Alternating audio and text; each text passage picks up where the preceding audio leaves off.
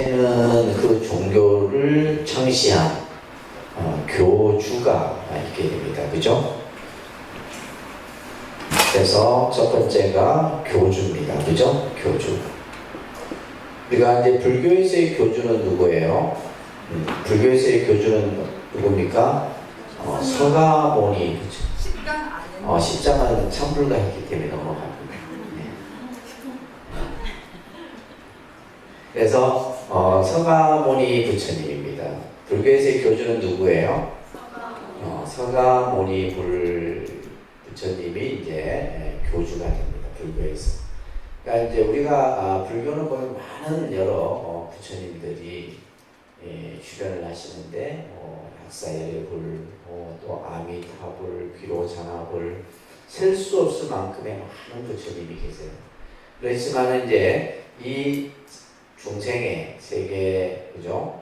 다투셔서 또 인간의 몸으로 깨달음을 이루시고 또 불교라는 종교를 창시한 분은 바로 누구다? 서가모니입니다. 그리고 이제 교주와 더불어서 이제 두 번째 갖춰야 될 요소가 교법입니다. 그러니까 교법. 이제 우리는 이것을 이제 뭐 쉽게 그냥 교리다라고 얘기를 하는 거예요. 다음에 교법. 그런데 교법. 예, 그 다음에 이 교법은 이제 이 서가모니 부처님께서 설해놓으신 가르침을 얘기하는 거죠. 그죠? 그래서 불교에서는 이제 흔히 84,000 법문이 있다. 이 얘기를 합니다. 84,000 법문. 그래서 이제 상징적으로 8만 대장경 이렇게 이제 우리가 표현하는데 84,000이라는 숫자는 하나의 이제 상징성을 뜻하는 거예요. 그만큼 다양한 부처님의 교설들이 서해지고 있는 거죠. 그래서 다른 어떤 종교보다도 경전의 수가 어마어마하죠. 그죠? 경전의 수가 어마어마해요. 예를 들면 이제 이슬람교 같은 경우는 코란이라는 경전, 또 성경 같은 경우 구약, 신약 이런 이제 성경 경전들인데 반면에 이제 불교에서는 엄청난 방대한 경전들이 있죠. 그죠? 또 하나는 이제 뭐냐면 이제 교단입니다. 그러니까 교단. 그래서 어떤 사이비 종교가 됐든 어떤 종교가 됐든 이 세 가지를 갖추면 됩니다. 그래서 교단은 이제 뭐예요? 이 교주의 가르침을 따르는 집단을 말하는 거죠. 그죠? 그래서 우리가 이제 불교에서는 사부대중이라고 하는 교단이 있게 됩니다. 그래서 그다음에 비구, 비구니. 이제 이 비구, 비구니는 출가 교단이에요. 출가 교단이고, 그 다음에 우바세, 그죠? 우바이, 그다음에 우바세, 우바이. 이 이제 우바세, 우바이는 제가 교단이다. 그래서 이제 불교는 사부 대중이 교단이 이제 출가와 그죠? 제가가 같이 이렇게 모여진 형태를 띠고 있다라고 여러분들이 이해를 하시면서 자, 우리가 이제 먼저 이 서가모니 부처님에 대해서 오늘 다시 한번 공부하는 시간을 갖는 겁니다. 자, 우리가 이제 인류 역사상 우리 중생을 제도하기 위해서 인간의 몸으로 나투신 부처님은 바로 누구다? 서가모니입니다. 자, 우리가 이제 흔히 각 종교마다 그 종교를 창시한 그죠? 예수 그리스도, 또 공자, 또 예를 들면 불교에서는 서가모니 부처님, 이러한 어떤 교주에 대한 찬양과 찬탄의 내용들이 굉장히 많습니다. 자, 그 밑에 보시면 따라합니다. 나는 일체에 뛰어나고 일체를 안하니 나와 같은 자는 없으며 이 세상에서 나와 비할 자도 없다. 나는 일체를 이긴 승자요 일체를 아는 지자이니라. 우리는 이제 다른 종교는 그 신을 찬양할 때 전지전능하신 이런 이제 표현을 쓰죠. 이 전지전능이라는 말이 이제 우리가 불교에서 보면 일체에 뛰어나고 일체를 안다 이런 말이에요. 그래서 부처님은 모든 것에 있어서 어떤 것과도 이제 부처님과 견줄 수 없는 분이 바로 부처님이다 이 말이에요. 그래서 이 세상에서 나와 비할 자도 없다. 나와 비교할 어떤 대상도 없는 거예요. 그렇기 때문에 부처님을 일체를 이긴 승자요 일체를 아는 지자이니라. 이런 이제 경전의 표현들이 나오고요. 자, 그 밑에 보시면 이제 부처님의 우리가 이제 부처나 불이라고 하는 이 의미에 대해서 잘 밝혀놓은 구절이에요. 그러니까 부처는 과거, 현재, 미래에 모든 것을 밝은 지혜로 환희하라. 닦아야 할 것은 이미 다 닦고. 아침들 안 드셨어요? 아침들 다 굶고 오셨어? 끊어야 할 것은 이미 끊었다. 그러므로 이름을 붙여라 한다. 우리가 예를 들면 부처님은 어떤 분이냐. 그냥 우리가 이제 일반적으로 얘기할 때 부처님은 진리를 깨달으신 분이다. 이렇게 얘기를 합니다.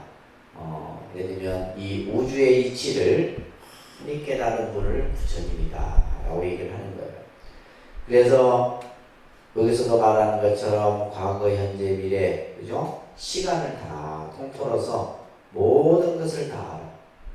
모든 것을 환한 지혜로 다 알아서 또한 뭐요? 닦아야 할 것을 이미 다 닦았다는 말은 이미 완성되어졌다. 더 이상 이제 닦음이라는 것이 필요가 없습니다. 모든 닦음의 완성을 이룬 분이고 끊어야 할 것은 이미 끊었다. 모든 번뇌를 끊었다. 그래서 그 이름을 부처라 한다. 아주 이제 이 부처의 의미를 잘 아주 설명하는 그런 구절입니다. 그렇기 때문에 우리는 부처님의 위덕과 공덕을 늘 찬탄을 하는 겁니다. 자, 따라합니다. 천상천하에 부처님 같은 이었고 시방세계에도 또한 비할 자 없으니 세간에 있는 나의 진실된 견해로는 일체 부처님 같은 분은 없나니라. 우리가 이제 연불할 때 이 구절을 많이 하죠. 천상천하 무여불 시방세계 영무비 세간 소유와 진견 일체. 근데 무슨 뜻인지도 모르고 따라는 잘 하세요. 그죠? 근데 이 뜻이 바로 뭐냐? 부처님의 그 공덕을 찬탄하는 이제 기도문이에요. 하늘이 하늘 아래 부처님 같은 이 없다. 이 세상에서 가장 존귀하신 분이고 가장 위대하신 분이다. 또한 시방세계에 또한 비할 자 없으니. 그래서 공자님도 이 세상에서 가장 위대한 선자가 누구냐? 바로 부처님이다. 이런 얘기를 했다고 합니다. 그래서 시방세계에 또한 비할 자 없으니 세간에 있는 나의 진실된 견해. 내가 세간에 이 세상에 모든 어떤 지식과 정보를 다 그냥 살펴서 내가 생각하기로는 일체 부처님 같은 분은 없다. 그래서 부처님의 위실력과 부처님이 가진 그러한 공덕과 자비심은 어떤 것과도 비교할 수 없다라는 말씀을 우리가 이제 잘 기억하면서, 자, 우리가 이제 이러한 우리가 종교 신앙에 있어서 특히 불교는 다른 종교는 그 신앙의 대상을 하나를 중심으로 해서 이제 모든 신앙이 설명되어져요. 그래서 이제 기독교 신앙을 유일신 신앙이라고 얘기합니다. 유일신이라는 말은 오직 하나의 신만을 얘기하죠. 그죠? 오직 하나의 신, 그죠? 하나님. 또 예수 그리스도, 또 독생자 예수 그리스도만을 그 신앙의 대상으로 삼는 데 비해서 예를 들면 우리가 유교도 이제 공자도 있고 여러 순자도 있고 맹자도 있지만 그 근본은 공자 사상이에요. 그런데 이제 불교는 보면 서가모니 부처님이 인간의 몸으로 나두어서 깨달음을 얻어서 불교라는 종교를 창시했지만은 우리가 이제 불교 신앙을 하는 측면에서 보면 불교는 수많은 부처님이 나타나는 거예요. 수많은 부처님. 그 부처님에 대한 관점을 불신관이라고도 합니다. 불신론. 저희가 대학에서 굉장히 중요하게 다루어지는 이 공부 영역이에요. 그러니까 부처님을 어떻게 이해할 것인가. 자, 오늘 여러분들이 이제 기본 과정 공부를 하면서 예를 들면 이제 어떤 사찰에 갔더니 그 사찰에는 아미타 부처님을 주불로 신앙을 해요. 오로지 아미타불만 하는. 또 어디 갔더니 약사일의 부처님을 주불로 해서 이제 약사일에만 하라고. 또 어디 갔더니 비로자나 부처님, 또 어디 갔더니 무슨 부처님. 그래서 부처님이 너무 많아. 근데 부처님이 많은 것도 많은 거지만 보살님들도 많잖아요, 그죠? 관세음보살, 문수보살, 지장보살, 보현보살. 그러다 보니까 실질적으로 불교를 처음 접하는 분들이 왜 이렇게 불교는 이렇게 부처님이 많냐? 뭘 믿어야 되느냐? 그리고 또 그러다 보니까 이제 예를 들면 어떤 경우가 나타나냐면 어떤 종파는 미륵불을 주창하면서 미륵불만이 오직 부처님이고 다른 부처님은 그죠? 신앙할 필요가 없다 이런 식으로 이제 좀 표현을 하는 그런 종파들도 있고 그래요. 그래서 이런 것들이 사실은 이제 신앙의 혼돈을 주는 측면이 없지 않아 있고 또 한편으로는 보면 이제 이 공부를 하게 되면 무슨 이유에서 이렇게 했는가를 아시게 되는데 이 불신론에 대한 이해가 없으면 우리가 쉽게 말해서 불교 신앙을 처음 하는 분들은 혼돈이 될 수밖에 없는 거예요. 그래서 이제 이 불신론에 대한 이해가 좀 필요합니다. 자, 서가모니 부처님께서 내가 부처가 되기 전에 과거에도 부처님이 계셨다. 그래서 이제 우리가 이 시간과 공간의 개념을 여러분들이 조금 이해를 하셔야 됩니다. 시간과 공간. 우리가 시간은 뭐요? 시간을 크게 우리는 3세로 나눕니다. 따라합니다. 3세. 과거, 현재, 미래. 그죠? 시간은 우리가 이제 과거의 시간, 현재의 시간, 미래의 시간 이렇게 나눈다 이 말이에요. 그죠? 과거, 현재, 미래. 그래서 이게 이제 과거세, 현재세, 미래세 이렇게 해서 이것을 3세라고 해요. 3세. 이거는 이제 시간입니다. 시간. 그죠? 그 다음에 이제 공간은 그래서 우리가 이제 살아가는 것은 결국 시간과 공간의 속에서 살아가게 돼요. 공간은 우리가 이제 예를 들면 동, 서, 남, 북 이것을 뭐라 그래요? 이제 사방이라고 해요. 그죠? 동서남북 사방. 근데 이제 이 사방에다가 간방은 뭐냐면 동북, 동남, 서북, 서남. 간방하면 8방이 되거든요. 8방이 되고 상하하게 되면 뭐냐면 시방이 되는 거예요. 그래서 공간은 크게 얘기하면 어떻게 된다? 시방이 됩니다. 시방. 공간을 총칭하는 표현은 시방의 개념으로 씁니다. 그러니까 우리가 이제 예불문 할 때 보면 뭐가 들어가요? 시방 3세 들어가요. 그러면 시방 3세라는 말은 시간과 공간을 통틀어서 그러니까 시방 3세 일체 제불하면 다 끝나요. 뭐 부처님 어느 부처님 굳이 할 것도 없는 거예요. 시방 3세 일체 제불 우리가 이렇게 해요. 지신기명내 시방 3세 일체 제불 이렇게. 그러면 시간과 공간 속에 있는 모든 부처님을 통틀어서 표현합니다. 자, 서가모니 부처님께서 내가 부처가 되기 전에 서가모니 부처님은 현재불입니다. 현재불은 누구예요? 서가모니 부처님입니다. 아직까지도 이 사바세계의 교주는 누구다? 서가모니 부처님. 서가모니 부처님이 열반하신 지 2700년밖에 안 됐어. 2700년이 시간. 근데 우리가 경전에 보면 어마어마한 시간들의 표현들이 나옵니다.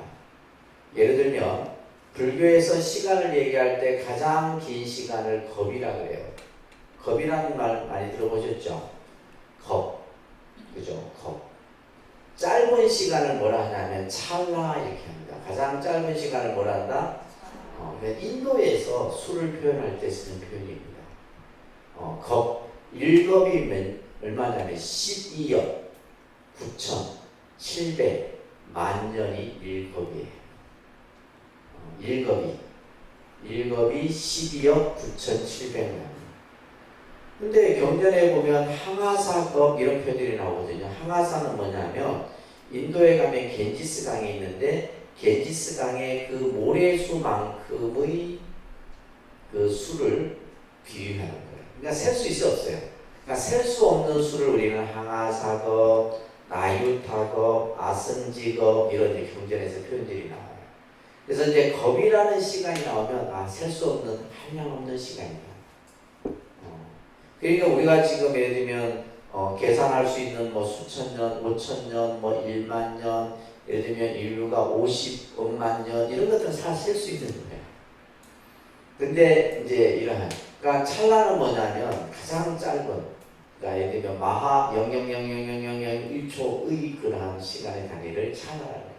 순간 찰나를 할 때, 그죠? 자, 그래서 지금 현재의 부처님은 어떤 부처님이다? 서가모니불이에요. 이거 잘 이해하셔야 됩니다. 현재 분은 서가모니. 근데 서가모니 부처님께서 내가 부처가 되기 전에도 이미 과거에도 부처님이 계셨는데 그 과거의 부처님을 과거 7불이라고 얘기를 합니다. 따라합니다. 비바시불, 시기불, 비사부불, 구류손불, 구나모니불, 가섭불, 서가모니불, 이렇게 과거에도 부처님이 계셨다는 거예요. 그러면 서가모니 부처님 이후에 또 미래에도 부처가 출연하시는데 그 부처님을 우리는 뭐라 그래요? 미륵불이다. 미래의 부처님을 뭐라 한다고? 미륵불이다. 미륵 부처님은 언제 오느냐? 서가모니 부처님이 열반하신 뒤 56억 7천만 년 뒤에 나타납니다. 제가 지어낸 게 아니에요. 경전에 있는 얘기예요. 56억 7천만 년 뒤에 이 세상에 다시 한번 중생을 구제하기 위해서 부처님이 출연하신다. 그래서 우리가 이제 이 미륵신앙은 참 독특합니다. 우리나라의 역사 속에서도 우리가 견훤, 풍해 뭐 이런 그죠? 역사적 인물들도 자기를 미륵이라 지칭하면서 이 미륵 신앙은 난세에 나오게 돼요. 세상이 어수선하고 막 혼돈을 할 때 뭔가 어떤 세상을 구하는 메시아적 인물로서 등장하는 것이 미륵이에요. 그래서 예를 들면 2000년대 이때가 이제 미륵이 미륵을 막 얘기하는 사람들이 많았어요. 그때가 막 세상의 종말의 개념이 나오고 막 어수선할 때였어요. 그러니까 사람들이 또 그게 또 혹한다. 우리 사람들은 참 기가 얇아요, 그죠? 그냥 꼭 해갖고 이게 마치 그냥 진리인양에 빠지게 되는데 이 미륵 부처님은 앞으로 서가모니 부처님이 열반하신 지 56억 7천만 년. 아직 지금 뭐 3천년도 안 지났는데. 그래서 지금의 현재 불을 뭐라 그래요? 서가모니 불이라고. 근데 그러면 이제 이 시간에서도 이렇게 부처님이 계시고 공간 속에서도 이제 동쪽에는 아촉불이라고 얘기를 합니다. 동쪽에도 많은 부처님이 계세요. 자, 여러분들 신행지 갖고 계시죠? 신행집을 한번 해보시면 어디를 기냐면 신행집을 준비하셔서 자 286쪽에 한번 보세요. 286쪽에 보면 이 경전은 아미타경이라는 경전이에요. 아미타 경전인데 이 아미타 부처님은 어디에 머무시는 부처님이냐? 저 서방의 세계에 머무는 부처님이에요. 여기에는 이제 육방의 세계의 부처님의 명호들이 나옵니다. 육방. 그래서 286쪽에 보면 동방이라는 말이 나오죠. 찾았어요? 동방여교, 그다음에 아촉비불부터 해갖고 이제 동방에 또한 부처님이 계시니 아촉비불, 수미, 상골대, 수미불, 수미, 그러니까 이런 부처님들이 동방세계에 계시는 부처님들. 그 밑에 보면 남방세계의 부처님이 나오고, 그죠? 그 다음에 서방세계의 부처님이 나오고, 쭉 넘기시면 288쪽에는 북방세계의 부처님들이 또 나와요. 또 그 다음에 이제 이 아미타경에는 육방의 세계가 나오기 때문에 상방세계, 하방세계의 부처님이 이게 설명이 되죠. 그래서 이 동서남북 상하에 거쳐서 각각의 부처님. 그래서 불교는 뭐냐면 우리가 이제 보면 이제 뭐 동남쪽, 뭐 서남쪽, 남쪽은 좀 그래도 방위가 좋고 북쪽은 우리가 좀 안 좋다 이렇게 생각하잖아요. 근데 불교에서의 방위의 개념은 그렇지가 않아요. 불교는 모든 것이 하나야. 하나의 방위에서 생각하기 때문에 우리가 예를 들면 북쪽이든 서쪽이든 남쪽이든 그 방위 자체를 그렇게 중요하게 여기지 않아요. 자, 그래서 이러한 이제 각각의 방위에, 그래서 동쪽은 우리가 보통 아촉불이라고 그러고, 서쪽은 어느 부처님? 아미타불. 그죠?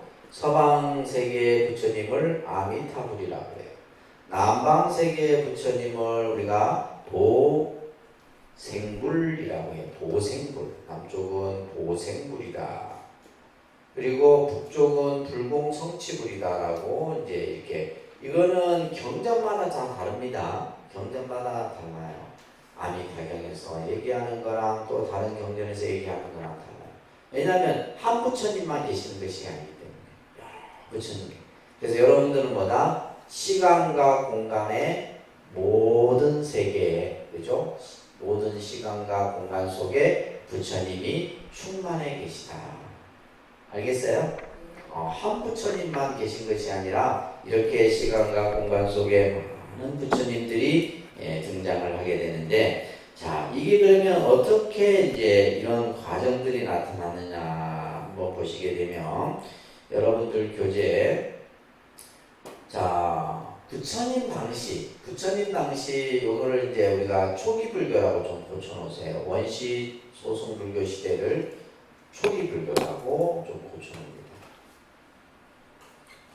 우리 이제 불교 시대 구분을 공부 한번 했었잖아요. 그죠? 따라합니다. 초기 불교, 부파 불교, 대승 불교.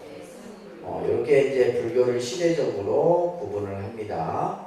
그래서 초기 불교를 예전에는 소승 불교, 또 원시 불교 이런 용어들을 썼는데 다 이렇게 이제 정리를 하나로 통일을 해서 초기 불교라고 이렇게 써놓으시고, 이때는 뭐냐면 사람들이 부처님이 뭐 과거 부처님도 얘기하고 미래 부처님도 얘기하시고 동서남북, 그죠?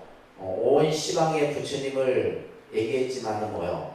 부처님이 현존했던 시대이기 때문에 사람들은 뭐냐면 그래도 오로지 뭐요? 부처님을 누구 부처님만 생각한 거예요?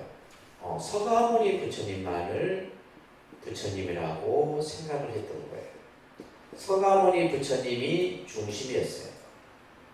경전에서 예를 들면 과거 부처님도 나오고 미륵불도 얘기가 나오고, 미륵 부처님과 관련해서 미륵 상생경이다, 미륵 하생경이다 경전이 많습니다. 그리고 예를 들면 약사예르경도 나오고 아미타경도 나오고 막 나오잖아요. 근데 오로지 뭐요? 초기 불교 때는 서가모니 부처님만의 부처님이었어요. 그러다가 이제 부파불교 시대가 되게 되면, 이제 부파불교는 이제 부처님이 열반하신 지가 좀 시간이 지나. 그러면서 그래도 이제 뭐냐면 사람들은 이 서가모니 부처님을 부처님으로 생각하면서 부처님이 설해놓으신 가르침, 법, 이것 또한 보다 부처님과 같이 동등하게 숭배를 했던 거예요. 부처님 법에 대해서도.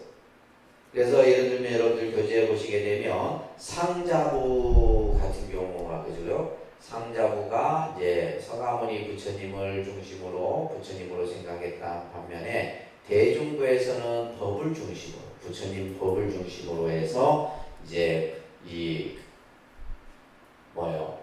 이제 하나의 어떤 그 가르침을 따르고 공부하고 이런 이제 풍토들이 있었어요. 그러다가 이제 대승불교에 들어와서는 이 부처님에 대한 관점이 완전히 달라집니다. 이게 중요한 핵심이에요.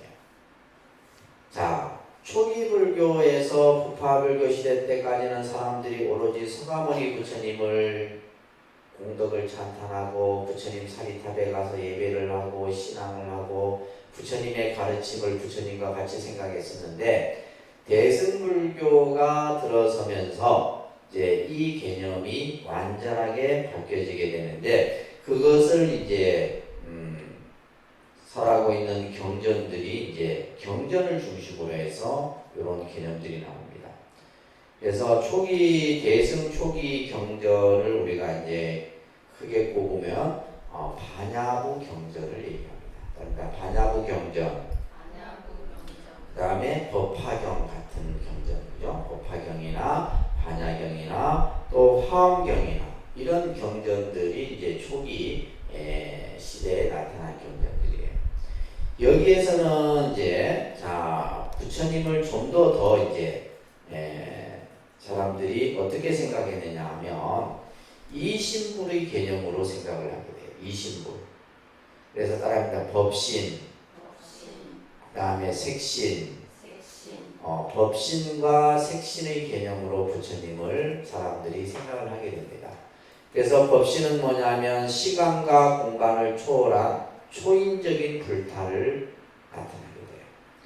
그래서 이 초인적인 불타가 누구냐? 바로 비로자능불이에요. 비로자능불을 특히 화엄경 같은 데서는 그 부처님 등장하는 인물이 바로 비로자능불이죠. 법화경은 이제 서가모니 부처님이 주불로 등장하지만은 그래서 경전마다 그 경전을 보면 어떤 부처님이 주불로 등장을 해서 설법을 하는가에 대한 내용이 나오는데 그래서 대승 초기에는 이제 이신불의 개념이라. 그러니까 이 이신불의 개념은 바로 뭐예요? 이 부파불교의 개념을 그대로 잇고 있어요, 그죠?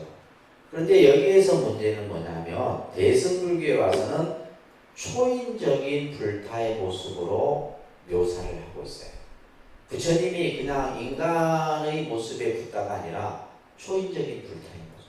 그냥 부처님께 절을 하고 부처님께 공양을 하고 예배를 하면 모든 것들이 다 성취된다라고 하는 지금 여러분들이 생각하는 부처님의 개념으로 바뀌어지게 돼요.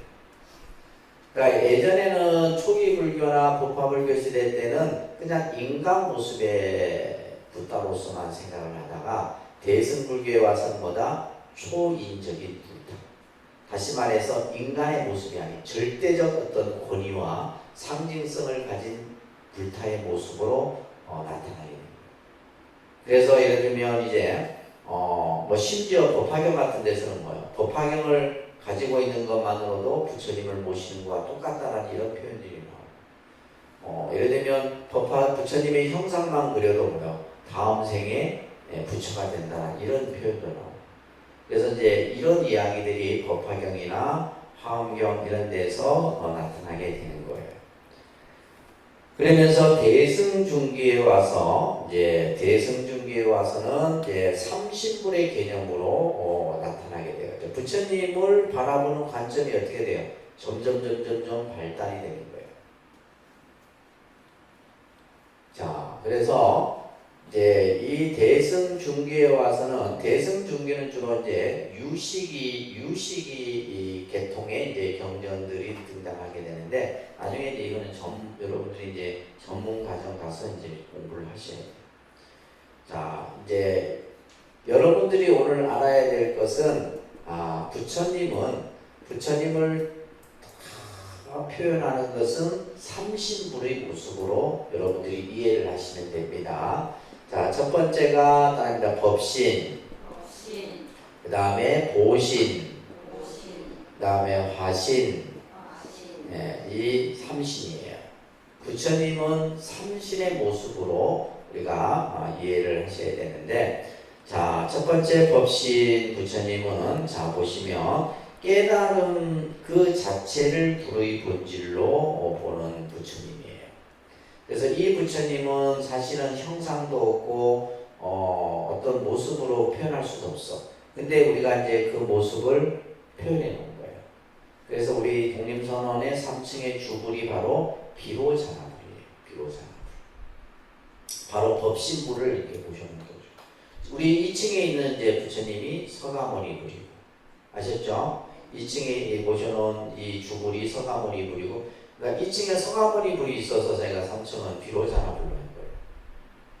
비로자나불로 했는데, 이 부처님을 우리는 따라합니다. 청정법신, 비로자나불, 청정법신, 비로자나불. 그래서 비로자나불은 바이로차나라고 이제 인도말로 표현하는데, 이 부처님은 뭐냐? 광명, 그죠? 그래서 우리가 통도사 갔을 때 대광명전 가장 오래된 건물이 있었다 했잖아요. 그게 모셔진 부처님이 바로 비로자나불 부처님이에요. 해인사는 가면 비로전이라고 따로 이렇게 되어 있어요. 통도사는 대광명정이라고 이제 법당이 이제 비로자나 부처님을 모시고 있는데, 해인사는 이제 화엄 사상을 중심으로 해서 만들어진 사찰이기 때문에 해인사는 뭐냐면 비로자나불이 주불이에요. 해인사는. 그래서 해인사 큰 법당에 가도 비로자나불이 있어요. 통도사 같은 경우는 이제 서가모니 부처님이 이제 부처님 사리가 있으니까, 그죠? 서가모니 부처님이 이제 주불로 모시고 있어요.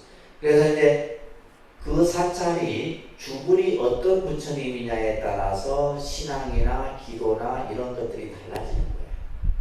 예를 들면 약사일의 부처님을 주불로 모시고 있는 사찰은 뭐예요? 약사 신앙, 약사 기도를 중심으로. 이해되시겠어요? 예를 들면 아미타 부처님을 모시고 있으면 정토 신앙, 나무 아미타불을 중심으로 이렇게 기도를 하고, 이렇게 이제 그 신앙의 형태가 달리 나타나는 겁니다. 그 다음에 두 번째 보시불이 있는데, 자, 따라합니다. 보살이 수행을 쌓아 그 본원을 성취하여 공덕의 가보로서의 깨달음을 얻은 부처님. 이 말은 무슨 말이냐면, 이 보시불은 과거의 보살이었어요. 보살이 수행을 하면서, 그죠? 원을 세워. 그 원을 본원이라고 해요. 그리고 그 원을 성취함으로써 이제 부처가 되게 되는데, 그 부처님을 보신불이다 라고 얘기해요. 그러니까 원만보신, 노사나불, 원만보신 노사나 부처님이 이제 보신불인데, 그러면 이 보신불은 많습니다. 대표적인 분이 약사일의 부처님도 보신불이에요. 약사일의 부처님은 몇 가지 원을 세웠어요? 12가지 원을 세웠어요. 몇 가지 원? 12가지 원을 세워서 이제 그 원을 성취하여 부처님이 되신 분이에요. 우리가 아까 조금 전에 봤던 아미타경에 등장하는 아미타 부처님도 보신불이에요. 이 부처님은 48가지 원을 세웠어요. 48가지 원을 세워서 그 원이 성취됨으로써 부처가 되신 분이에요. 자, 그러면 여러분들도 이제 보살이 되어서 내가 원을 세워서 그 원이 성취되고 깨달음을 얻고, 그럼 여러분들은 뭐가 되는 거예요? 보신불이 되는 거예요. 아시겠어요? 그래서 불교에는 이렇게 이제 수행의 결과로서 깨달음을 얻어서 부처가 되는 분들이 계속 등장을 하는 거예요. 그래서 부처님의 수가 한량이 없어. 그냥 중생이 누구나 깨달으면 나 뭐가 된다는 거예요? 부처가 된다는 거죠. 그래서 다른 종교처럼 오직 하나의 신을 얘기하는 것이 아니라, 불교는 뭐예요? 많은 일체 중생이 다 부처다 이렇게 하잖아요. 일체 중생이 다 부처가 될 수 있다, 이런 이제 설명을 하는 거예요. 그리고 화신불은 따라합니다. 중생을 교화하기 위해 모습을 변화시켜서 나타내는 부처님. 자, 화신불은 중생의 몸으로 놔두신 부처님이에요. 중생. 다시 말해서 우리 인간의 몸으로 이 세상의 몸으로 변화하신 부처님. 누구예요? 서가모니 부처님이죠. 그죠? 근데 서가모니 부처님을 우리는 따라합니다. 1100억 화신. 서가모니 불. 자, 서가모니 부처님은 2600년 전에 인간의 몸으로 와서 그죠? 출가를 해서 6년 고행을 끝에 부처가 되신 부처님이 아니라 이미 과거 수많은 시간 전에 이미 다 부처가 되셨던 부처님이에요. 그렇기 때문에 서가모니 부처님의 그 변화한 몸은 1100억이, 그러니까 1100억이라는 숫자잖아요. 그죠? 1100억의 몸으로 놔두신 부처님이다. 이런 뜻이에요.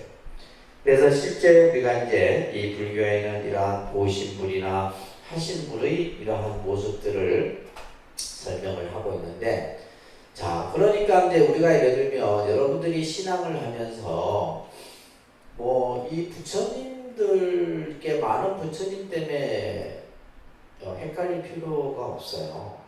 자, 그림으로 그리면 요 그림이에요. 요 그림. 자, 이 그림, 그죠? 제일 가운데가 누구겠어요? 제일 가운데. 법신 부처님.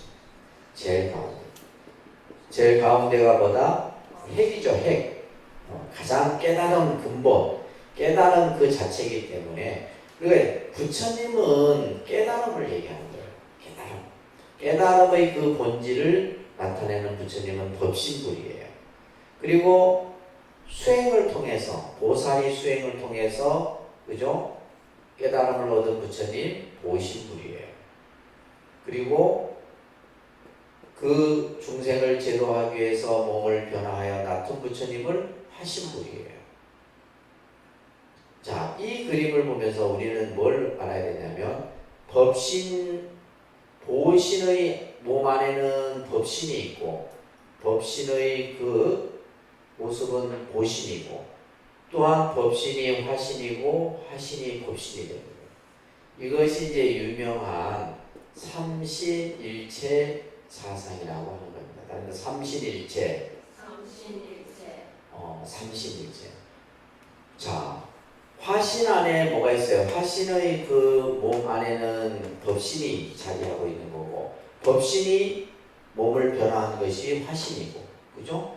그래서 결국은 이 삼신의 개념이 하나라는 거예요. 그러니까 예를 들면 내가 아미타 부처님 앞에서 기도를 하는 것이 서가모니 부처님의 기도하는 것과 같고, 비로자나 부처님에게 기도하는 것이 서가모니 부처님께 기도하는 것과 같은 거예요.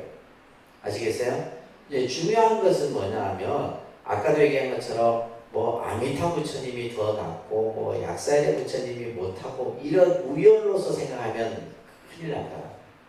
그런 생각을 하지 마시고, 불교에서 많은 이런 부처님이 등장하지만은 이 부처님은 결국 뭐다? 일체, 하나다. 하나의 모습의 부처의 모습. 아시겠습니까? 근데 단지 이제 뭐요?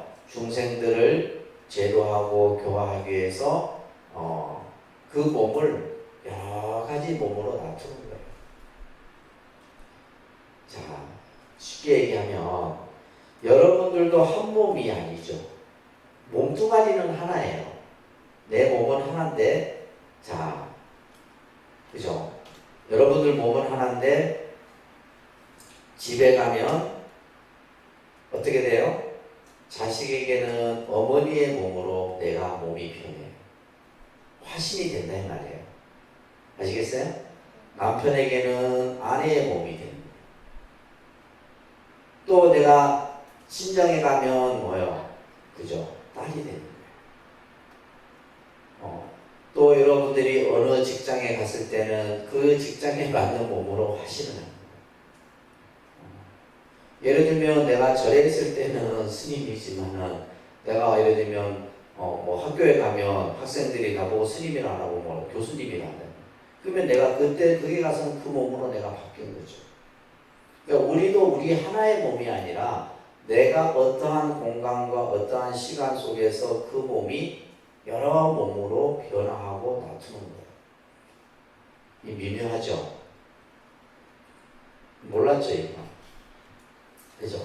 그러니까 내가 한 몸임에도 불구하고 내가 다양한 몸으로 나투는 거예요. 누구에 의해서? 그 보여지는 상대에 의해서 그 몸이 달리 보여지는 거예요. 그래서 마찬가지로 중생이 원하는 그 바에 따라서 내가 원하는 부처님들이 내 앞에 각기 나타나는 거예요. 그런데 그 근본은 뭐다? 법신 그 비로자납을 그 당체 하나다. 그래서 서가모니 부처님이지만은 서가모니 부처님의 그 본래의 몸은 바로 뭐다? 비로자나 부처님으로부터 비롯되었다. 그래서 이런 이 불신에 대한 개념을 여러분들이 이렇게 잘 이해를 하셔야 됩니다. 아시겠죠? 그래서 혼돈할 것도 없고 뭐 복잡할 것도 없는 거예요. 내가 예를 들면 상황에 따라서 아미타 부처님께 가서 기도할 때는 아미타 부처님께 하는 거고 또 그죠? 약사일에 부처님께 할 때는 약사일에 부처님. 그래서 우리 이제 독립선언에는 제가 그래서 그 작은 원부를 오불 부처님을 보시는 거예요. 그 모습이 다 다릅니다. 5분인데 그래서 법신 비로자나불 원만보신 노사나불 천백억 하신 서가모니 삼신 부처님과 더불어서 약사열애불과 아미타불 그래서 오불 부처님을 제가 표현해 놓은 거예요. 그래서 이러한 이제 불신에 대한 개념을 여러분들이 잘 이해를 하시기 바랍니다. 부처님의 몸은 없어지는 게 아니에요. 우리가 그래서 이제 기독교처럼 뭐 예를 들면 부활이다 이런 표현을 쓰지 않죠, 불교는. 그래서 육신은 멸해도 법신은 상주한다라고 하는 열방경연이라는 경전에서 이 설법이 나오는데 부처님의 법신은 항상 이 우주 공간에 충만해 계십니다. 그래서 우리가 이제 기도할 때 그런 표현을 써요. 이 우주밖에 아니 계신 곳 없으신 부처님 이런 표현을 써요. 우리가 발언문을 할 때나 기도 축원을 할 때 이 우주 공간에 이 부처님은 뭐다? 뭐 독립선언 법당, 통도서 법당에만 부처님이 있는 것이 아니라 결국 부처님은 어디에 있다? 내 마음 안에 있는. 내가 가는 곳에 전부 부처님이 그 몸을 놔두시는 겁니다. 아시겠어요? 자, 그러면서 우리는 이러한 부처님의 모습을 삼신불의 개념으로 이해를 하시면서 우리는 이제 부처님의 명호를 한번 이건 외우셔야 됩니다. 사실은 부처님의 명호 따라합니다. 열애, 응공, 정변지, 명행조, 선서, 세간의, 무상사, 조장부, 천인사, 불세존. 이걸 이제 열애 시토라 그래요. 이거 외우셔야 돼요. 열애, 응공, 정변지, 면행조, 선서, 세간의, 무상사, 조장부, 천인사, 불세존. 제가 하듯이 그죠? 그래서 우리가 이제 부처님이 왜 이렇게 용어가 그죠? 많을까요? 부처님의 공덕이 그만큼 크기 때문이에요. 자, 여러분들은 이름이 몇 개예요? 하나밖에 없잖아요. 그죠? 부모로부터 받은 이름, 그것을 이제 세속, 그죠? 세속의 이름이라 해서 우리 스님들은 그것을 속명이라 그래요. 속명. 부모로부터 받은 이름이라. 근데 이제 여러분들이 이제 수계를 받으면 또 하나의 이제 이름을 받게 되죠. 그것을 불명이라 합니다. 무슨 명? 불명. 그러니까 이제 불명과 법명을 많은 사람들이 혼돈을 해요. 사실은 이제 이 참 용어라는 것이 그냥 생각 없이 쓰다 보면 그 용어가 그냥 내 머릿속에는 그렇게 그냥 정립이 되게 돼요. 대표적인 것이 뭐냐면 이제 예전에 보면 우리 불자들이 본인들이 입는 옷을 법복이라고 해요. 절에 법복 입고 간대. 그리고 스님들을 입는 옷은 뭐예요? 승복이에요. 그러니까 이 용어 자체가 그러니까 굉장히 중요한 거예요. 그러니까 이 법복은 불자들이 입는 옷은 뭐라 그래야 돼요? 불자복이라고 이렇게 표현해요. 무슨 복? 불자복. 불자복 이렇게 표현해요. 이 법복은 스님들이 입을 때 법복, 법의라고 하는 거예요. 뭘 법복, 법의라 하냐면 요 가사, 이 가사와 장사를 법복이라고 합니다. 아시겠죠? 알겠습니까? 가사와 장상을 법의라고 해요. 법의. 옷의자나 이 복자나 같은 개념이니까. 그래서 우리가 이제 법복은 가사, 특히 이제 가사를 이제 가장 중요한 법의로서 이제 우리가 얘기를 합니다. 그리고 이제 승복은 이거는 일상복이죠, 그죠? 예를 들면 스님들이 일상생활 속에서 입으니까 이제 승복이라고 그러는데, 근데 이제 만약에 여러분들이 불자들이 그냥 본인들이 입는 옷은 법복이고 스님들은 불자복이고 뭐가 되는 거예요? 격이 그냥 거꾸로 되는 거예요, 거꾸로. 이런 우스운 상황들이 지금도 생겨나고 있어요. 여러분들 입는 옷은 뭐다? 불자복. 또 어떤 분은 절복이라고 해요. 절복은 또 뭐예요? 격 떨어지게. 불자복이라는 거 아셨죠? 불자복이라는 거. 절복이라는 거. 그래서 이런 용어들이 굉장히 중요한 거예요, 사실은. 이 개념 자체가. 근데 예를 들면 마찬가지예요. 이제 이 법명은 뭐냐 하면 법이라는 글자가 들어갔을 때는 이 무게감이 좀 있는 거죠. 이거는 이제 예를 들면 스승이 제자에게 뭐예요? 그 가르침을 전해주기 위해서 지어주는 이름을 법명이라고 해요. 그러니까 스님들은 이제 법명이라는 용어를 사용하겠죠. 그러면 여러분들은 뭐예요? 부처님의 아들, 딸, 불자이기 때문에 뭐예요? 불명이라는 말을 써야지 사실은 맞는 용어인데, 이것들이 이제 사실은 스님들도 정립이 안 돼 있어, 보면.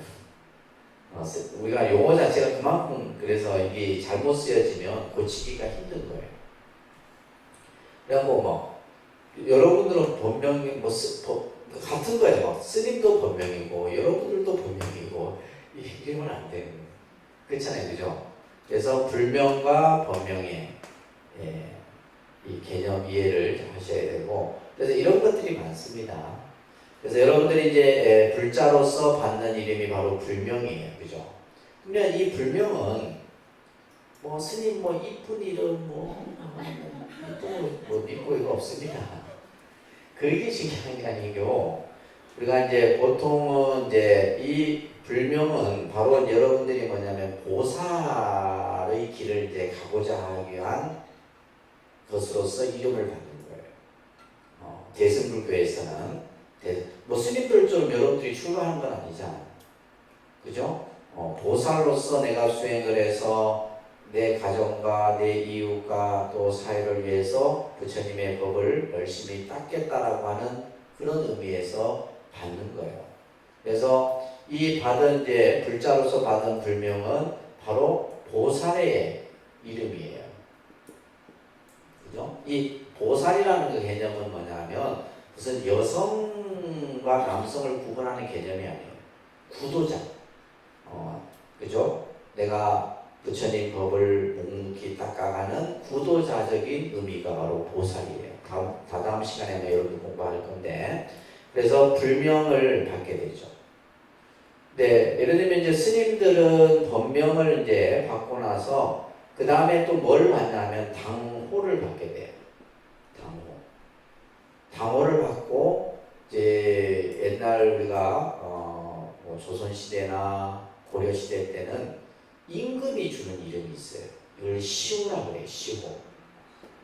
그래서 큰 스님들은 보면 법명, 당호, 그죠? 시호까지 해서 이런 이름들이, 그래 해봤자 4개 밖에 더 돼요. 근데 부처님은 봐보세요. 몇 개? 10개의 명호가 있는 거예요. 그래서 우리가 보통 뭐 열애, 또 세존, 그죠? 우리가 그냥 흔히 불 뭐 이렇게 하게 되는데, 이 의미들이 이제 그만큼 부처님의 뭘 나타내기 위한 거예요? 위덕을 표현하기 위한 그러한 용어들이 사용이 되는 겁니다. 여섯 번째 보면 세간에라는 말이 있는데, 세간의 모든 것을 능히 아시는 분이다. 그러니까 이 세상의 모든 것을 다 아는 분이에요. 그래서 부처님을 세간에라 하고, 조장부라는 말이 있어요. 8번에 보면. 이거는 뭐냐? 잘 길들이는 사람이다. 중생을 올바른 길로 잘 인도하는 분이다라는 뜻에서 조장부다. 또 천인사, 하늘과 인간의 스승이다. 이런 이제 이름으로도 부처님의 명호를 표현합니다. 또 두 번째 보면 은공이라고 되어 있죠. 그죠? 은공. 마땅히 공양을 받을 만한 분이다. 우리 중생들로부터 공양을 받을 만한 자격을 갖추신 분이다. 라는 그러한 의미에서 이러한 부처님의 10가지 명호들이 사용이 됩니다. 이건 이제 자꾸 여러분들이 경전에도 많이 나오고 우리가 기도문에도 많이 나오고 합니다. 자, 따라합니다. 열애, 은공, 정변지, 명행조, 선서, 세간의, 무상사, 조장부, 천인사, 불세존. 자, 5분 쉬었다 할게요. 우리가 이제 부처님만이 가지고 있는 덕성의 내용인데요. 이것은 이제 부처님만이 갖추고 계신 공덕상이다라고도 얘기를 해요. 그래서 첫 번째가 이제 심력. 심력이라는 것은 10가지 일체를 아는 마음의 힘을 가지고 계시다. 그래서 우리가 이제 부처님이 어떠한 위덕을 가지고 있느냐라고 얘기했을 때 이제 이 18가지를 얘기를 하는 거예요. 다 볼 수는 없고 보면 이제 네 번째 보면 중생의 근기를 아는 그러한 힘을 가지고 계세요. 그래서 여러분들이 어떤 형태의 근기를 갖추고 있느냐, 또 어떤 종류의 여러분들의 적성이나 능력이나 또 하고자 하는, 그래서 다섯 번째 보면 중생들이 여러 가지 하고자 하는 경향을 아는, 여러분들의 마음 일거수일투족을 다 아는 힘을 부처님은 갖추고 계시다, 이런 얘기예요. 또한 과거에 대해서도, 그죠? 여덟 번째 보면 여러분들이 과거에 어떠한, 그죠? 인연으로 금생에 태어나고 또 전생에 누구를 만나서 어떠한 업연을 짓고 이런 것들을 부처님은 다 알고 계시다는 거예요. 또한 부처님은 미래에 대해서도, 미래세에 대해서도 여러분들이 어디로 태어나고 어디로, 그죠? 가야 하는가를 전부 아는 힘을 가지고 계시다. 그래서 이것을 심력이라고 합니다. 10가지 마음의 힘을 부처님은 갖추고 계시고, 사무소회라고 하는 것이 있는데 4가지 두려움이 없어요. 첫째는 일체지자로서의 부처님의 자신. 나는 일체를, 그죠? 지혜로서 모든 것을 깨달았다라고 하는 그러한 자신. 또 일체 번뇌와 장애를 끊었다라는 부처님의 스스로에 대한 자신. 또한 법을 선하는 데 있어서 막힘이 없이 자유자재로 법을 선하는 부처님에 대한 자신. 이러한 이제 4가지 두려움이 없이 항상 스스로의 믿음을 가지고 중생들에게 법을 선한다. 그리고 이제 삼념주라는 것이 있는데, 항상 바른 생각, 정념 정지의 상태에 부처님은 머문다. 마음에 흔들림이 없다는 거예요. 마음이 예를 들면 우리는 그렇잖아요. 누가 나를 좋아해주면 좋아하는 마음으로 갔다가 나를 또 싫어하면 또 나도 그 사람을 싫어하게 되고, 마음이 이리 갔다 저리 갔다 이렇게 하게 되는데, 부처님은 항상 정념 정지의 상태에 머무는 그러한 마음을 가지고 계시다. 첫 번째는 중생이 부처님을 신봉하더라도 그로 인해서 마음이 동요되거나 화리되는 일이 없이 마음이 항상 평온하게 안주해요.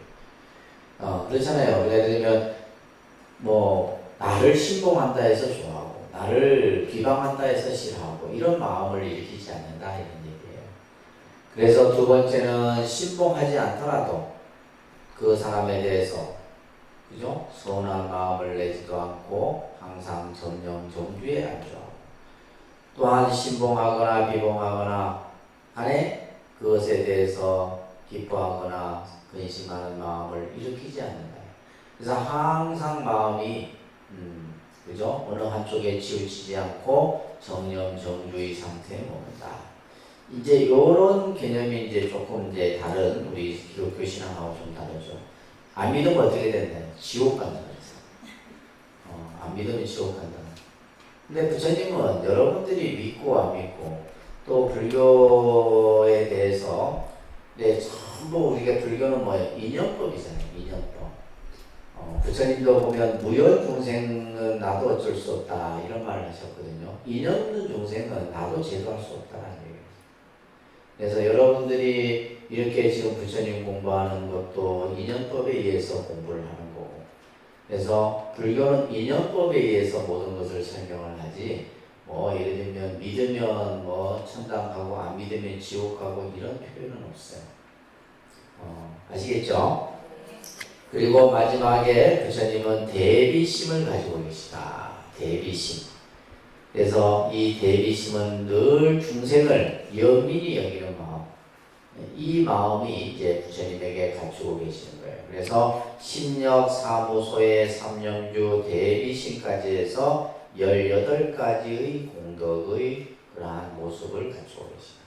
그래서 우리가 예를 들면 이제 앞에서도 얘기했듯이 부처님이 거룩하고 또한 큰 위실력을 갖추고 있고 또 중생이 원하는 바를 다 성취시켜 줄 수 있는 것은 바로 이러한 18가지의 공덕의 모습을 갖추고 있기 때문이다 하는 것을 여러분들이 기억하시면서, 자, 우리가 이제 예수님은 12사도, 12제자를 이렇게 거느리셨다 얘기를 하죠. 그죠? 근데 불교는 이제 우리가 부처님은 10대 제자를 얘기합니다. 이 10대 제자도 외우셔야 돼요. 아까 열의 시포도 여러분들이 잘 외우셔야 되고, 10분의 제자들을 또, 그러니까 우리가 예를 들면 이제, 이 10분의 제자를 보면 부처님의 그러한 위대함을 알 수가 있고, 어떤 제자들이 어떤 인연으로 부처님과 인연이 되어서 또 부처님 법을 널리 전하게 되고, 이런 것들을 알 수가 있습니다. 자, 따라합니다. 지혜제일사리불. 이렇게 이제 외우셔야 돼요. 지혜제일사리불. 우리가 이제 사리불 존자, 우리가 보통 사리불 존자라는 말을 써요. 이제 존자라는 말은 높이 받드는 그 어떤 표현인데, 이 사리불은 바라문족 출신입니다. 그러니까 바라문족이라는 것은 최상위 계층이죠, 그죠? 최고의 그런 어떤 지위에 있었던 인물인데, 이 사리불 존자와 목걸련이라고 하는 제자는 당시 산자야라는 스승을 모시고 공부를 하고 있다가 부처님께 귀의를 합니다. 그래서 지혜가 가장 뛰어났던 제자예요. 그래서 우리 반야심경에 사리자 이게 나오죠, 그죠? 이 사리자, 색불이공, 그러니까 반야심경에 부처님과 대화를 주고받는 제자가 바로 사리불 존자인데 지혜가 가장 뛰어났던 제자다. 그 다음에 이제 두 번째가 목걸련인데, 따라합니다. 신통제일 목걸련. 이 목걸련 존자도 바라문족 출신이에요. 그래서 사리불과 함께 이제 부처님께 귀의를 하게 되는데, 특히 이 목걸련 존자는 우리가 이제 좀 있으면 7월 달부터 우라한분제 백중의 그 연유가 이 목걸련 제자로부터 시작이 됩니다. 그래서 이 목걸련의 아버지, 아주 이제 아버지는 천성이 너무 착해갖고 덜 살면서 좋은 일을 많이 했던 분이에요. 근데 어머니는 반대로 굉장히 아주 심성이 고약하고 욕심이 많고 이제 좀 그런 이제 어머니였는데, 이제 당시 이 목걸련이 아버지가 돌아가시고 나자 가업을 잇기 위해서 장사를 떠납니다. 장사를 떠났는데 이때 어머니에게 내가 없는 동안에 먹을 수 있는 음식이라든지 돈이라든지 또 하인들에게 줄 그죠 사기라든지 이런 것들 다 준비해놓고요. 그리고 이제 시간이 되면 부처님께 공양을 올리도록 이렇게 다 얘기를 해놓고 가는데, 이제 이 어머니가 이제 아들 말을 듣지 않고 자기가 이제 평상시 욕심을 내고 막 그냥 방만하게 그죠 생활을 하다가 이제 목걸련이 많은 돈을 벌어서 집으로 돌아옵니다. 돌아와서 보니까 어머니에게 제가 어머니께 부탁하고 당부했던 일을 잘 하셨습니까? 그러니까 잘 했다는. 내가 네 말대로 했으면 내가 죽어서 무간지옥에 떨어질 거다. 근데 결국 이제 이 어머니가 얼마 안 있어서 죽고 이제 지옥에 떨어지게 되는데, 그리고 나서 이제 이 목걸련이 이제 출가를 하죠. 부처님의 제자가 돼서 신통을 가장 잘 부리는 제자가 돼요. 그래서 이 목걸련이 신통을 얻고 나서는 아버지 어머니가 도대체 어느 곳에 계신지를 보고 싶었던 거예요. 그래서 이 목걸련 존자가 선정에 들어서 천상세계를 탁 봤더니 그게 아버님이 계시는 거예요. 천상에서 천상락을 누리고 있는 거예요. 근데 이제 아무리 천상에 찾아봐도 어머니는 보이지 않아. 그래서 목걸련이 다시 이제 지옥세계로, 지옥도 이제 막 18지옥, 28지옥, 지옥도 엄청납니다. 그 지옥을 다 찢어도 어머니를 찾을 수가 없는 거예요. 근데 한 번 그 지옥에 빠지면 다시 빠져나오기 힘든 지옥이 우리가 무간지옥이라고 해요. 무간지옥.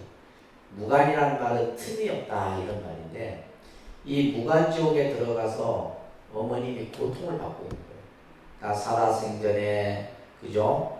사람들을 고통스럽게 하고 욕심을 부리고 산보를 비방하고 이러한 그냥 아주 제목이 그냥 수십 가지야. 그래서 그 무간지옥에서 고통을 받고 있는 어머니를 보고 이 목걸련 존자가 신통으로 어머니를 구제하려고 해도 안 되는 거예요. 아무리 자기가 가지고 있는 모든 것을 다 신통을 부려도 어머니를 구제할 수가 없어요. 그래서 이제 다시 정사로 돌아와서 부처님이시여 저희 어머니가 살아생전에 지은 악업으로 인해서 저 무간지옥에서 고통을 받고 있는데 어떻게 하면 저희 어머니를 구제할 수 있습니까? 이때 부처님께서 이 목걸련에게 오직 한 가지 길이 있다. 그게 뭐냐? 스님들이 공부를 마치는 날, 그게 음력 7월 보름이에요. 스님들이 공부를 마치는 날에 온갖 공양을 준비해서 스님들께 공양을 올려라. 그 공양을 올린 그 공덕으로 너의 어머니가 이제 무간지옥에서 벗어날 수 있을 것이다. 그래서 이제 그래서 원래는 이제 그러니까 이게 이제 우리나라의 농경 문화하고도 연관이 되어 있어요. 이 백중이라는 게. 그래서 백종이라고 이제 흰백자 발뒤꿈치 종자를 써서 이 백중날에는 옛날에는 이제 농부들이 그날 하루 쉬는 날이에요. 그러니까 이제 늘 농사일을 하면서 발에 흙이 묻었던 발을 씻고 그 하루는 이제 마을 잔치를 벌이는 날이기도 하고, 또 백종이라 해서 100가지 과일을 부처님께 또 스님들께 공양을 올린다 해서 백종이라고 해요. 우람분이라는 말은 거꾸로 매달린다는 뜻인데 지옥을 뜻하는 거예요. 우람분. 그래서 이제 고통을 우리가 예를 들면 거꾸로 매달려서 고통을 받는데, 그래서 이 이제 우란 문제 때 바로 어머니를 돌아가신 부분. 그래서 또 일설에는 그날 하루는 지옥문이 열린다고 해요. 그날 하루 지옥문이 열려서. 그래서 이제 이 백중 우란 문제가 특히 일본은 이 백중을 굉장히 크게 합니다. 하나의 자기들 문화예요. 뭐라는 일본에서 오봉이라고 해요. 오봉. 그러니까 우리 뭐 하냐면 추석과 같아. 추석과 같아서 이 오봉 기간은 일본 연휴 기간. 그래갖고 이제 이 사람들이 이제 그 고향에 가서 이제 이제 탈이죠, 그죠? 납골당. 요즘 분들 다 화장을 다 하니까 납골당에 가서 제를 지내고 또 스님들을 집으로 초대를 해요. 그러니까 우리나라는 절에다 다 이게 백중제를 하잖아요. 일본은 안 그래요. 집집마다 스님을 초대해요. 그래서 일본에서 스님들이 제일 바쁜 날이 바로 오봉기간이에요. 그래서 집집마다 있는 불단이 있잖아요. 그 단에 보면 조상들 다 이렇게 모시고 신주를 모시고 있기 때문에 스님들이 직접 가서 이제 집에서 제를 지내고 이렇게 하는 그런 풍습들이 있습니다. 그래서 일본 같은 경우도 이제 오봉기간이 연휴, 우리나라의 추석 같은 그런 기간인데 바로 이제 이러한 백중의 그러한 연휴가 바로 이 목걸연으로부터 이제 시작. 그래서 이제 우랑풍경이라는 경이 또 있습니다. 별도로. 그래서 신통을 가장 잘 걸었던 제자고, 그 다음에 세 번째 따릅니다. 두타제일 마가서. 두타라는 말이 이제 좀 생소한데, 두타는 뭐냐면 가장 검소한 생활을 잘했던 제자예요. 가장. 다시 말해서 소욕지족의 삶을 잘 수행했던 인물이 바로 마가섭이에요. 그래서 의식주에 있어서 크게 뭐 이렇게 이제 막 이렇게 부처님의 상수 제자임에도 불구하고 어떤 일이 있었냐면, 하루는 이 가섭존자는 걸식을 하면 늘 가난한 집만 가는 거예요. 한 끼 정말 끼니도 못 먹는 그런 집에 가서 걸식을 해요. 반대로 아난이라고 하는 제사는 늘 부잣집만 가는 거예요. 부잣집만. 그래서 이게 나중에 이제 민원이 들어왔어요. 요즘 말로 하면 민원이 들어왔어요. 아니 사람들이 보기에 정말 죽기도 못 얻어먹는 집에 가서 가섭존자는 늘 이렇게 공양을 받기를 청하는 거예요. 반면에 아난존자는 늘 부잣집에만 가서 부잣집만 가서 공양을 받아요. 그러니까 이제 불평 불만들이 생기겠죠. 그래서 하루는 부처님이 두 제자를 부릅니다. 가섭이여, 너는 어찌하여 가난한 집에만 그렇게 가서 걸식을 하려고 하느냐. 이때 가섭존자가 뭐냐 하면, 부처님이시여, 이 사람들은 전생에 지은 복이 없어서 금생에 이렇게 가난의 고통을 면치 못하고 있다. 근데 만약에 나에게 공양이라도 올리지 않으면 다음 생에 또한 가난의 복을 면치 못한다. 나에게 쌀뜨물이라도 올렸을 때 이 사람들이 그 가난의 고통으로부터 벗어날 수 있도록 하기 위해서 작은 공덕이라도 지어주기 위해서 내가 그 가난한 집만을 찾아다닙니다. 일리 있는 얘기죠. 그죠? 그러면 아난에게 또 뭐예요? 아난아, 너는 어찌하여 맨날 그렇게 부잣집만 가서 하느냐? 부처님이시여, 아난이 이제 이 사람들이 전생에 복을 많이 지어서 금생에 부자로 살고 있지만은 금생에 복을 짓지 않으면 다음 생에 또 가난해질 것입니다. 다음 생에도 계속 부자로서 복을 누리도록 하기 위해서 제가 부잣집만 갑니다. 다 일리가 있다. 그래서 부처님이 이제 7가식이라 해서 7집 이상은 이제 걸식을 하지 못하도록 이렇게 정해놓고, 그래서 걸식과 관련된 얘기들이 많은데, 바로 이 마가섭존자가 그래서 나이도 가장 10대 제자 중에 연장자이고, 또 보면 이제 결국 부처님의 법을 이어받는 제자가 됩니다. 이 가섭존자가.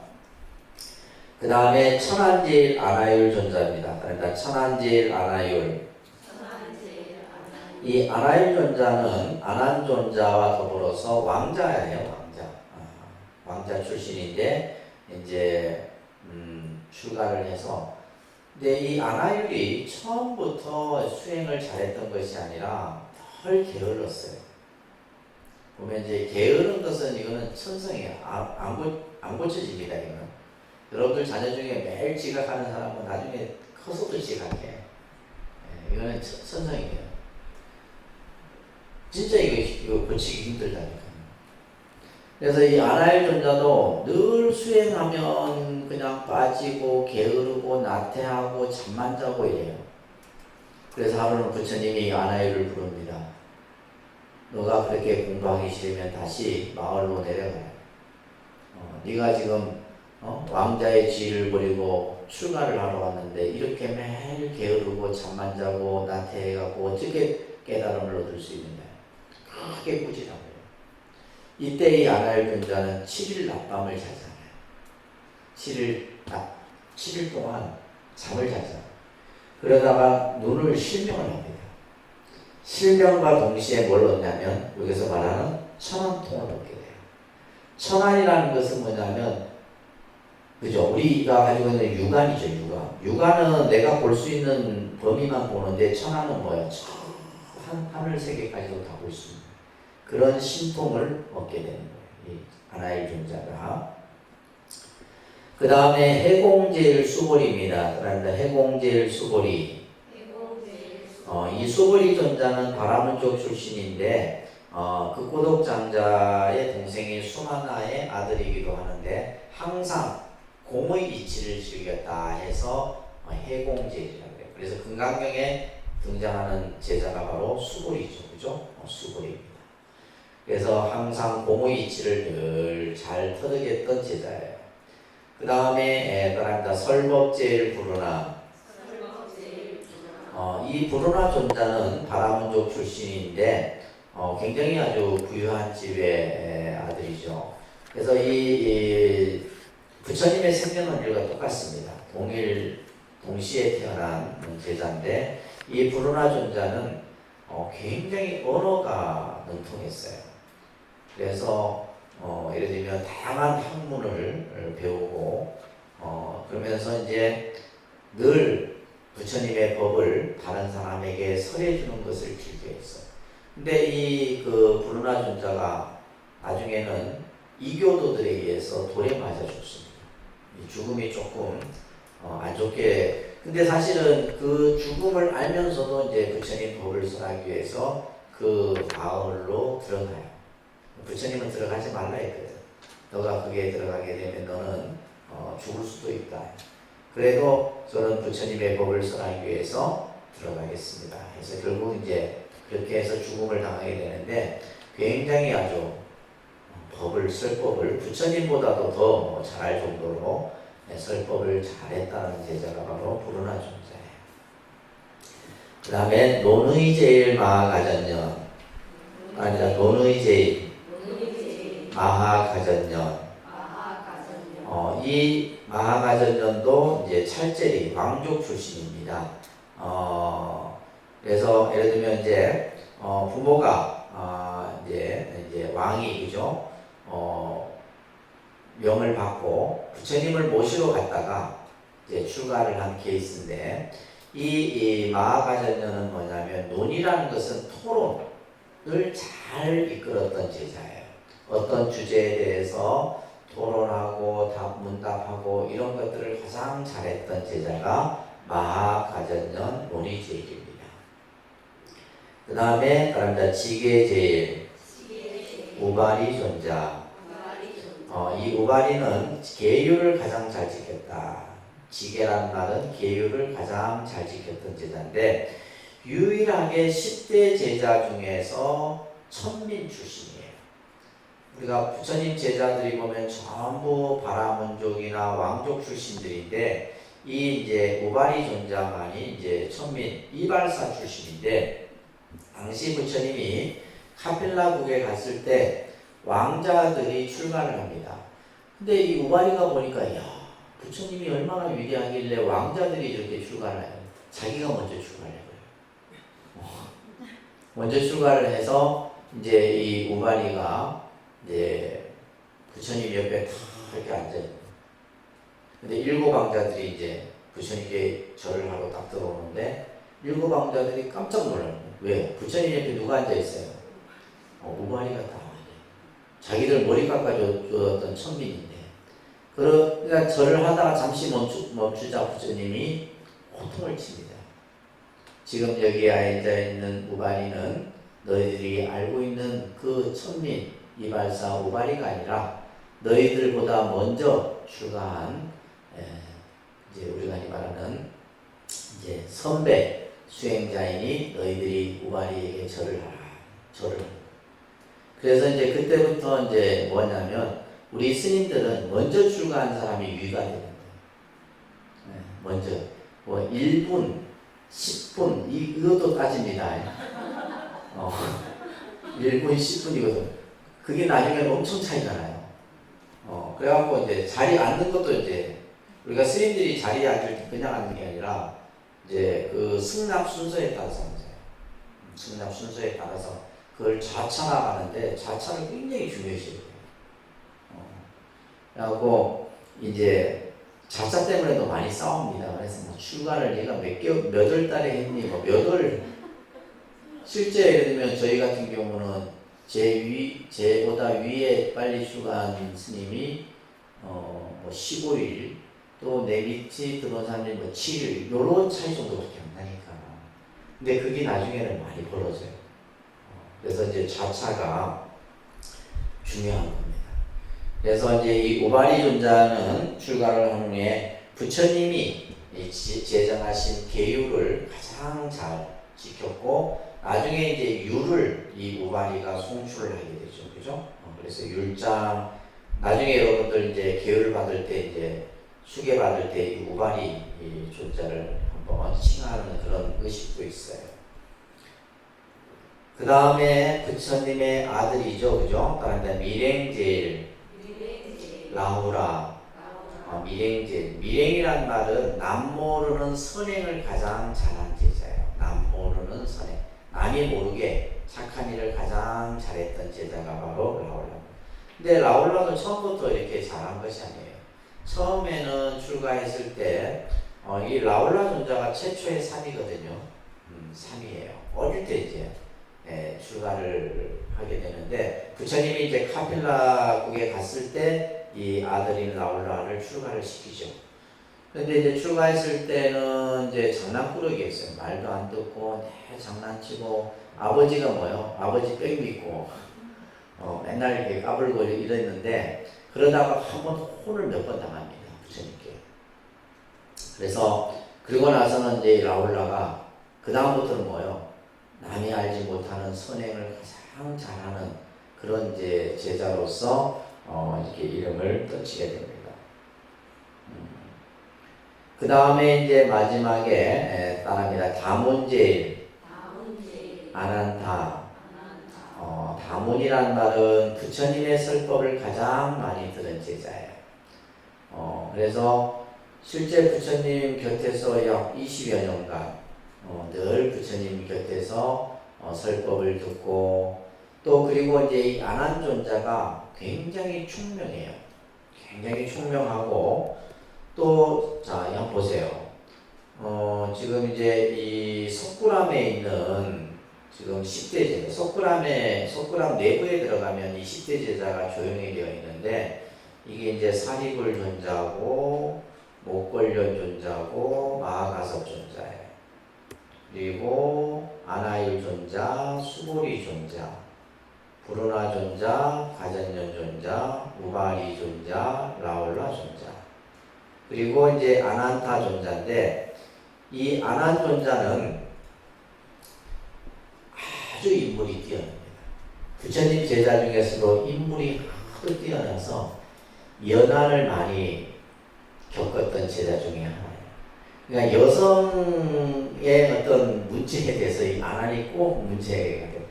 왜냐하면 여성 출가를 계속하게 간곡하게 요청을 했던 인물도 바로 이 안한존자예요. 그래서 부처님의 양모인 마하파자파티, 그다음에 야수다라, 그다음에 그 샤카족의 여성 그 비구니 교단을 만들 수 있도록 간청을 드렸던 인물이 바로 이 안한존자예요. 그리고 이제 경전 중에 보면 능엄경이라는 경이 나오는데 이 능엄경이 이제 처음 어떻게 시작이 됐냐면 안한존자가 길을 가다가 이제 여자의 꾀임에 빠지는 내용이 나와요. 이 안한존자가. 그래서 하여튼 이 안한존자는 인물이 출중함으로 인해 갖고 엄청나게 이제 경전상에 그런 이야기들이 많이 등장하는 인물인데 한편으로는 이제 부처님 곁에서 20여 년간을 늘 시봉을 했던 제자예요. 그러니까 이제 부처님 옆에서 늘 뭐요? 부처님의 말씀을 가장 많이 들었겠죠, 그죠? 그래서 모든 경전을 이 안한존자가 송출을 하게 돼요. 그래서 여러분들 경전을 보게 되면 여시아문이라고 하는 이 첫 구절부터 시작이 됩니다. 이 여시아문, 이 여시아문은 이제 해석을 하면 이와 같이 그죠? 내가 들었습니다. 이렇게 시작이 돼요. 이와 같이 내가 들었습니다. 여기에서의 내가 누구예요? 이게 안한존자예요. 그래서 모든 경전의 첫 구절은 여시아문 이와 같이 나는 들었습니다 라는 구절부터 시작이 되는데 바로 이 안한존자에 의해서 부처님의 경이 전해질 수 있었던 거예요. 아까 이제 계율은 누구? 우바리 존자에 의해서 이렇게 지금까지 전해져 내려오고 있고, 그래서 우리가 이제 이러한 10분의 부처님의 제자들의 면면을 보게 되면 각자 그 특기가 있죠, 그죠? 예를 들면 다문제일, 신통제일, 뭐 해공제일, 설법제일, 논의제일 이런 제자들. 그래서 이런 이제 10대 제자를 기본으로 해서 또 많은 상수 제자들이 있고, 그래서 우리가 이제 금강경 같은 경우에 보면 항상 1250인이라고 하는 이 제자의 수들이 경전에서 등장을 합니다. 그래서 이와 같은 제자들의 그러한 가르침 속에서 부처님의 법이 널리 이렇게 퍼질 수 있었던 하나의 또 요인이 되게 되는 겁니다. 자, 저희가 오늘 이제 부처님과 관련한 여러 가지 내용들을 살펴봤는데, 그래서 예를 들면 이 10대 제자는 여러분들 꼭 기억하셔야 됩니다. 기도할 때도 우리가 많이 나오고, 그죠? 예불문에서도 나오죠, 그죠? 자, 따라합니다. 지혜제일 사리굴, 신통제일 목걸련, 두타제일 마아가서, 천안제일 아나율, 해공제일 수고리, 설법제일 부르나, 논의제일 마가전년, 지게제일 우바리, 미랭제일 라우라, 다문제일 아난타. 그래서 요런 이제 10대 제자들